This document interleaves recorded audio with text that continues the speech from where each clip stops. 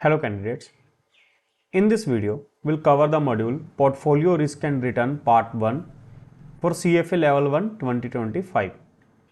If you find these videos useful, please share them and hit the subscribe button so that you can get notified when I upload new videos. Now let's get started. So there are 7 learning outcome statements in this module. We'll cover them one by one. Describe the characteristics of major asset classes that investors consider in forming portfolios. So these are some basic characteristics of the investment world or the major asset classes that we use. First of all, historical mean return and the expected return. Now the historical return is what was actually earned in the past. So the return that any asset class has earned in the past is known as its historical return.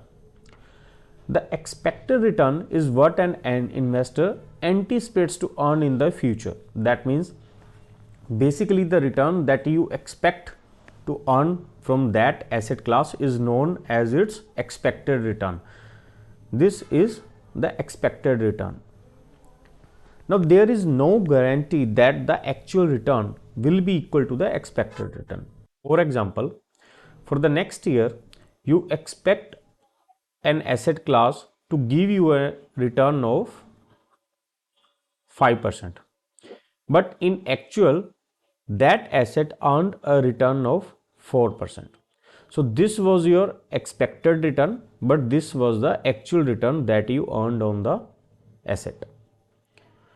We assume the historical return to be an adequate representation of the expected return, although this assumption may not be correct.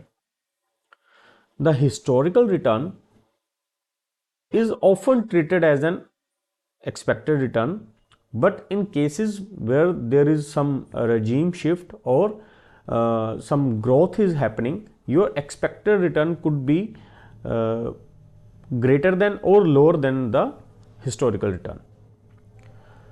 What is the risk return trade-off? Now there is a positive relationship between the expected return and the expected risk.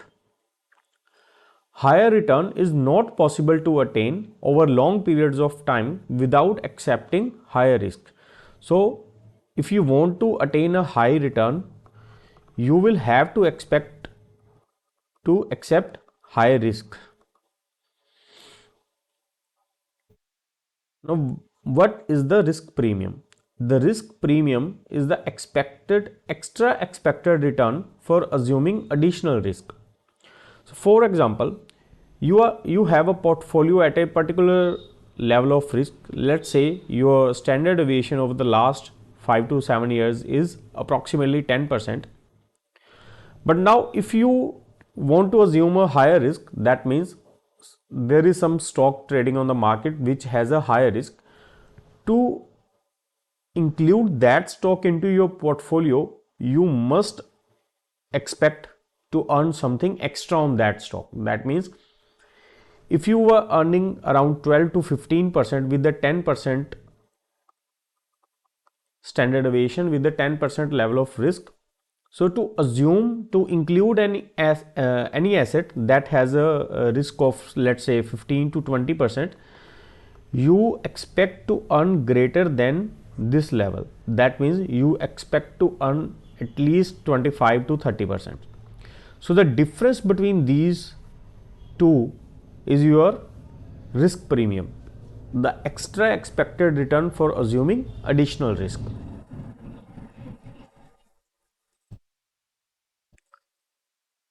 Distributional characteristics. First of all, let's see what's a normal distribution.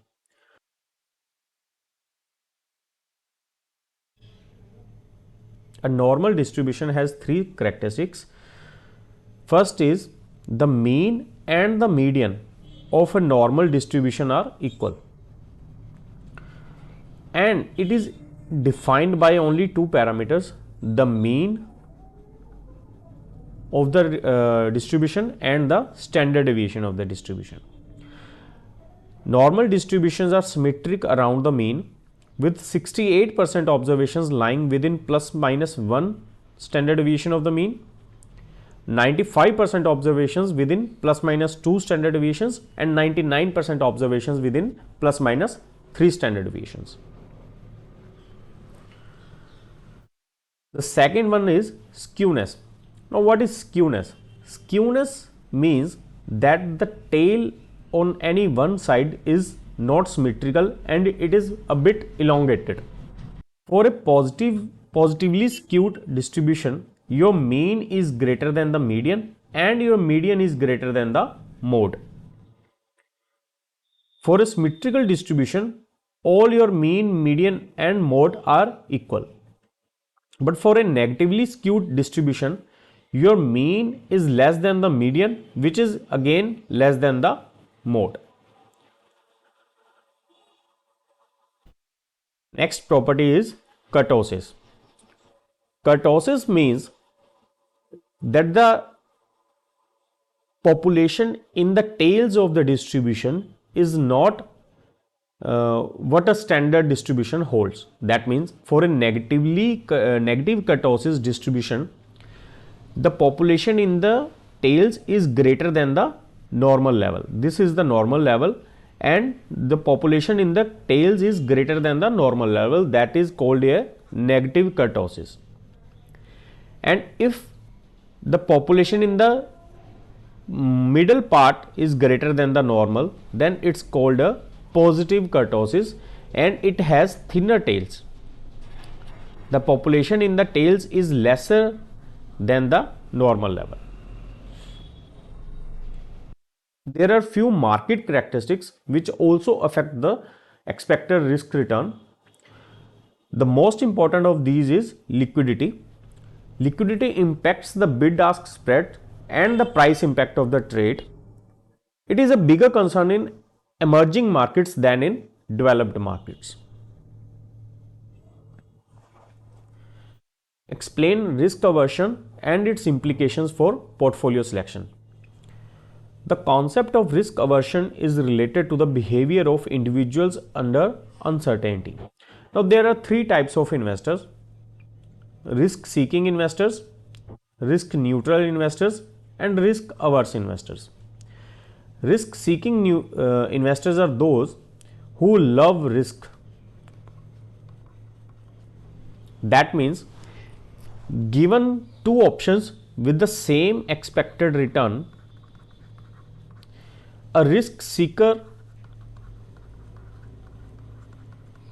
will accept the asset with higher risk.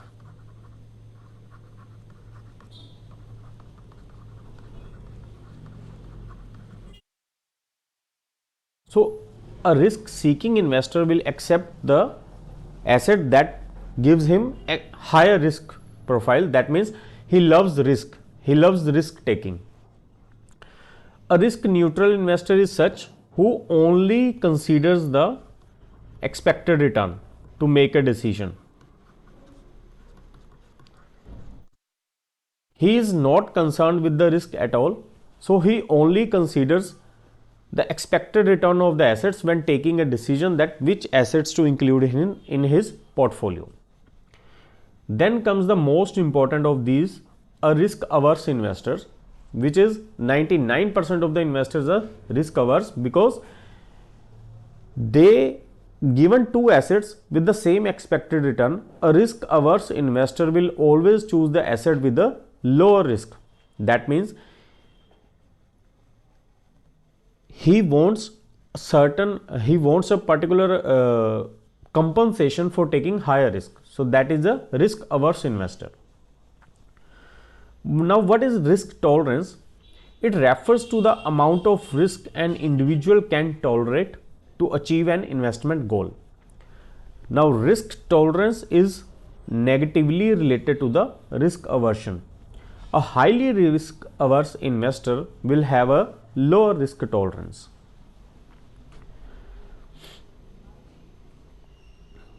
Utility theory. This is a very important part of the portfolio management module. Utility is a measure of relative satisfaction from consumption of various goods or services, but in case of investments, it is the satisfaction that an investor derives from a portfolio. So this is an example utility function. Utility is equal to expected return minus 1 by 2 times the risk aversion coefficient A times the variance of the portfolio. Now for a risk averse investor, A is greater than 1. For a risk neutral investor, A is equal to 0, and for a risk seeker, A is less than 0. Now, if we need to derive some conclusions from the utility function, first is that utility is unbounded on both sides. So that means utility can be positive, can range from negative infinity to positive infinity. It is unbounded on both sides. Higher return contributes to higher utility. As the higher expected return increases, so does the utility. Higher variance reduces the utility. As the variance increases, the utility decreases. Utility can always be increased either by getting higher return or by reducing the risk. Now let's say you want to increase the utility, either you will increase the expected return or you will decrease the risk. It's not an absolute measure but a relative one. It can be used to compare satisfaction from various investments. Sure, what this means is utility is not an absolute measure of satisfaction. That means you cannot say that yes, this asset provides this much utility, so I will choose this one. Utility is always a relative measure. That means you will have to compare the utility of two assets with each other so that you can make a decision whether to select which asset for your investments. The absolute number of the utility doesn't matter. It's the relative implications of the utility of two assets that matters. And also utility is a very personal concept. That means the utility of one individual cannot be compared with the other individuals. You can compare the utility of different assets for the same individual, but the utility of different individuals cannot be compared with each other.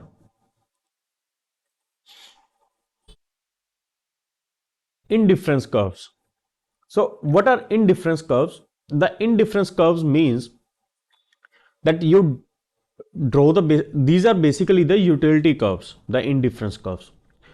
So let's say we have got these three curves, these three indifference curves. Now the utility of curve 3 is greater than utility of curve 2, which is again greater than the utility of curve 1. Now why is that? You see that for the same level of risk, let's say this point, for the same level of risk, the curve 2 provides greater return than curve 1 and curve 3 provides the highest return. So the utility of curve 3 is greater than utility of curve 2, which again is greater than utility of curve 1. And the points that lie on the same curve, that means S5 and S6, they provide the same utility. So this is called the indifference curves. The points that lie on a indifference curve provide the same level of utility. So all these points provide the same level of utility. This is how the indifference curves will look like for different types of investors. For a risk lover investor, the indifference curve is downward facing, because as the risk of the investments increases, the investor is not worried about the expected return because he loves taking risk. As the risk increases, he is not concerned with the expected return. He can accept low returns also, but for a higher level of risk. So that's why the indifference curve of a risk lover investor is downward facing. For a risk neutral investor, it is a flat line because he is not concerned with the risk at all. For him, the utility or the indifference curve is equal to the expected return. Now, for risk averse investors, the indifference curves are upward facing. For a higher risk averse investor, the indifference curve has a higher slope, and as the risk aversion decreases, the curves become flatter. Now, there are important properties of indifference curves. The utility of a risk averse investor always increases as you move northwest. Now, as we move to this side, the utility increases because in this direction you achieve higher rate of return for a decreasing level of risk. So that's why the utility increases in this direction. The indifference curves are convex because of diminishing marginal utility of return. So as the risk increases, the investor needs greater return to compensate for higher risk at an increasing rate. So that's why the curves are convex in nature. The slope coefficient of the curve is closely related to the risk aversion coefficient. So as the risk aversion increases, as the risk aversion coefficient increases, so does the slope of the curve increases. The greater the slope, higher the risk aversion. Explain the selection of an optimal portfolio given an investor's utility and the capital allocation line. Consider a portfolio of two assets. One is the risk-free asset with return RF and risk sigma f equal to 0. The second asset is risky with return Ri and risk sigma I greater than 0. Now let the weight of the risk-free asset be W1. So the weight of the risky asset becomes 1 minus W1. This is a portfolio of two assets. What's the expected return on the portfolio? It's basically the weighted average of both the expected returns for risk-free asset and the risky asset. The variance of the portfolio sigma p square is equal to this. Now since sigma f is equal to 0, so these two terms become 0 and we are left with only the middle term, that is 1 minus W1 square and sigma I square. The standard deviation of the portfolio is basically sigma p is equal to 1 minus W1 times sigma I. So that means the standard deviation of the portfolio is equal to the weight of the risky portfolio times the risk of the risky portfolio. Capital allocation line. It represents the portfolios available to an investor. So in this case, we have two assets with a risk-free rate of return, and the second asset is shown here. This is the risky asset. The capital allocation line represents the portfolios that we can construct using these two assets, the risk-free asset and the risky asset. So to calculate the weight of the risk-free asset in the portfolio, we can calculate the weight as 1 minus sigma p over sigma I, where sigma p is the required level of risk in the portfolio. So let's say our risky asset has a standard deviation of 15%, but we need a portfolio with a standard deviation of 12%. Sorry. So W1 comes at 1 minus 12% divided by 15%, 0.2. So by including a 0.2 fragments of the risk-free asset, we can reduce the portfolio risk from 15% to 12%. So the expected rate of return for the portfolio is equal to 1 minus sigma p over sigma I times risk-free rate of return. This is W1 plus 1 minus W1, that means sigma p over sigma I times expected rate of return on the risky asset. So we can rewrite this formula as expected rate of return is equal to RF, the risk-free rate of return, plus expected return on risky asset minus the risk-free rate of return divided by sigma I times sigma P, that is the standard deviation of the portfolio. So our intercept of the capital allocation line becomes RF, the risk-free rate of return, and the slope becomes expected rate of return of risky asset minus the risk-free rate of return divided by the standard deviation of the risky asset. It is interpreted as additional required return for every increment in risk, or we can also call it as the market price of the risk. That means to the increase in the required return for every increment in the risk. The utility theory gives us the utility function and indifference curves for an investor, right? The capital allocation line gives us the feasible and investable portfolios for the investor. So by combining these two, we can get a optimal portfolio for that particular investor. So these are the utility curves for this investor, and this is the capital allocation line. So the point where the utility curve intersects, or where the utility curve is tangent to the capital allocation line, gives us the optimal portfolio for that particular investor. In this case, the curve 2 is tangent on the capital allocation line. Now, why we take the curve 2 and not curve 1? The curve 1 has the highest utility and curve 3 has the lowest utility, because curve 1 lies on both of these two curves.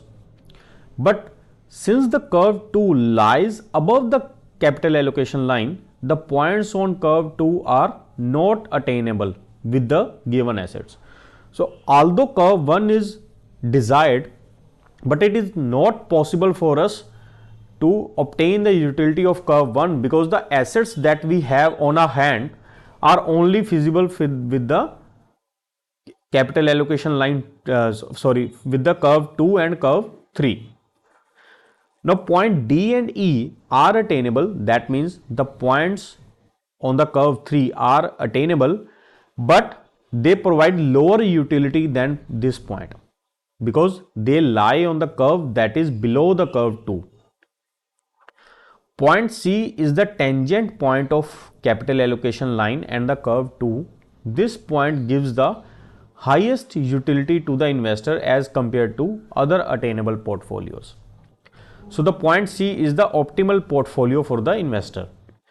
Now the optimal portfolio for one investor may not be optimal for other investor, because he may have different utility curves. The optimal portfolio maximizes the return per unit of risk, and it supplies the investor with the most satisfaction of utility. Now consider this case. This is the capital allocation line and these are two indifference curves. Now both the investors have different risk aversion. In this case, this investor has a equals to 2, the risk aversion coefficient equals to 2, and it has risk aversion coefficient of 4.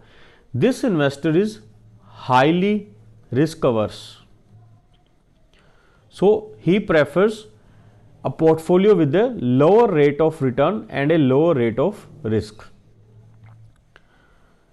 And this investor has a lower risk aversion, so he prefers a bit of higher rate of return with a higher level of risk. Calculate and interpret the mean, variance and covariance of asset returns based on historical data. Calculate and interpret portfolio standard deviation.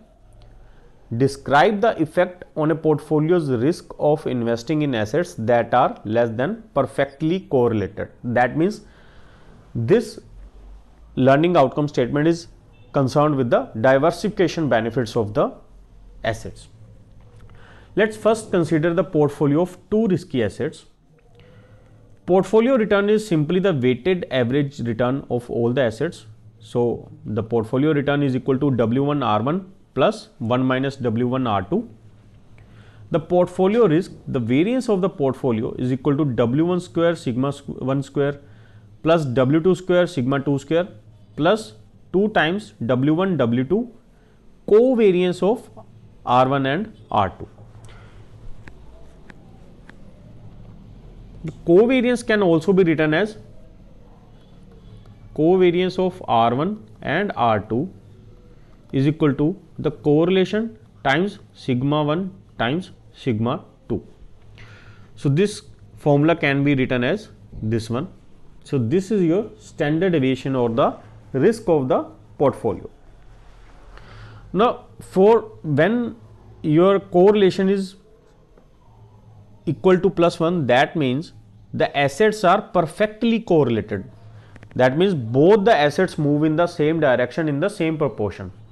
In that case, your portfolio risk becomes the weighted average of the risks of both the assets.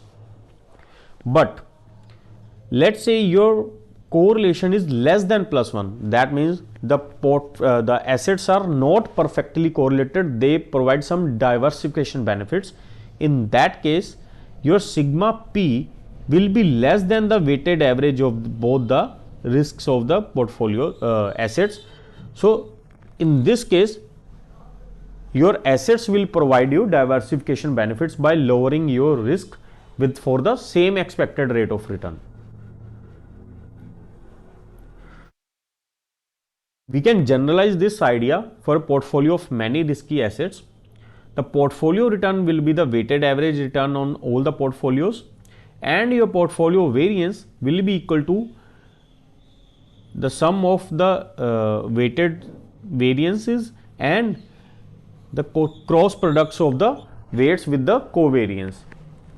Now, for equally weighted portfolio with each asset n having weight 1 by n, this formula can be generalized to this one, where sigma I is the average variance and sigma is the average variance and the covariance bar is the average covariance. Now, as n becomes larger, this term becomes negligible, because as n increases, this term is reduced to very small number. So, we can neglect this term. So, we are only left with this term, and since n at a higher level of n, this term is almost equal to 1, and your sigma square becomes approximately equal to the average covariance.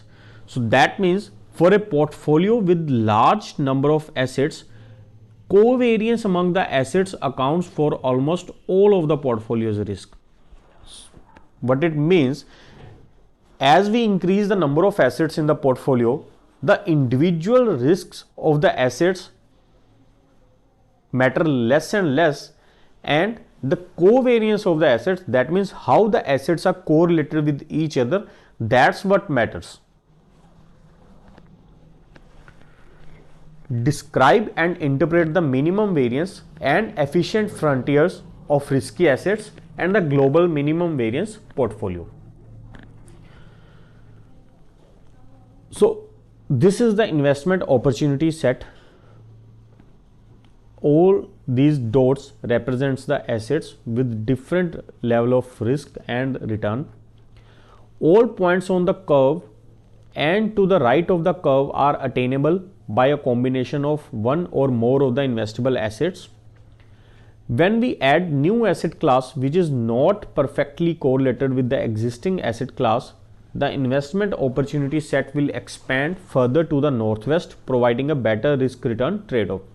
So, if we include a not perfectly correlated asset class, that means the asset class which can provide us diversification benefits, this curve will move in the northwest direction, increasing the utility. The minimum variance frontier is the collection of minimum variance portfolios. That means for the different level of expected returns, we point all the portfolios which can provide us that level of expected return for the minimum level of risk. Now, since consider this point, all these points provide the same level of expected return but with the increasing risk, and this point is the minimum variance portfolio for the expected return of this level. So when we point all such portfolios which provide the expected return at the the minimum variance portfolios which provide a particular level of expected return, so you are left with this frontier. This is the minimum variance frontier. The leftmost point on the frontier, this one, the Z point, it gives us the global minimum variance portfolio. That means globally, that means according to your investment set, this point represents the portfolio with the minimum level of risk. The portfolios on the curve below and to the right of global minimum variance portfolio are not beneficial, because let's consider the point C. Point C provides the same level of point C has the same level of risk as that of point A, but it provides lower level of return than point A. So that means point C is attainable but not desired. So the curve below the global minimum variance portfolio, that means this curve is attainable but this is not desired, because all such points are represents the portfolios because they are inefficient portfolios, because they have the same level of risk but a lower level of return. Now the curve that lies above and to the right of this global minimum variance portfolio, that means this curve, this is known as the Markowitz efficient frontier, because for the levels of risk, this curve represents the points that provide the maximum rate of return for a particular level of risk. How to calculate the optimal risky portfolio? Now let's say this is our efficient frontier and this is our risk-free asset. Now we can draw different capital allocation lines for different portfolios from this point. Let's say A here is our global minimum variance portfolio, and P point is such that the capital allocation line is tangent to the efficient frontier. Now see, since capital allocation line A lies below the capital allocation line P, so the investor will prefer capital allocation line P more, because for the same level of risk, capital Cal P, it provides a higher level of return. So the investor will prefer Cal P more. Now Cal P is the optimal capital allocation line and point P is the optimal risky portfolio. So the point at which the capital allocation line is tangent to the efficient frontier gives you the optimal risky portfolio. We can attain different combinations of risk-free asset and the risky asset, that is P, on this line. Consider point Y. Point Y is attainable by lending at the risk-free rate of return and buying more of the risky asset of P. Optimal investor portfolio.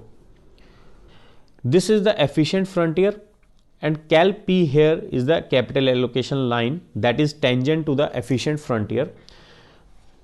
We need to include the indifference curves to calculate the optimal portfolio for a particular investor. Let's say we have got these two indifference curves, and point B and point C represents the points that are consistent with the capital allocation line and the indifference curves. Now to attain the portfolio C, what we'll do is we'll include the risk-free asset, invest some of our cash in the risk-free asset and the other in risky asset P to decrease the risk of the portfolio from point P to point C and attain a particular level of return. So point C is attainable by investing some of our assets in risk-free asset. Now point B is attainable by lending at risk-free rate of return and investing the proceeds further in point P, further in asset P. So that will increase our risk from point B to point P to point B and will also increase our expected rate of return. Now investor C is a risk averse investor because he has decreased the risk of the portfolio, but investor B is a risk seeker investor because he has increased the risk from point P to point B to attain higher rate of return. So this is it for this module. I hope you liked the video. Please do share this video and hit the subscribe button so that you can get notified when I'll upload new videos. Thank you very much.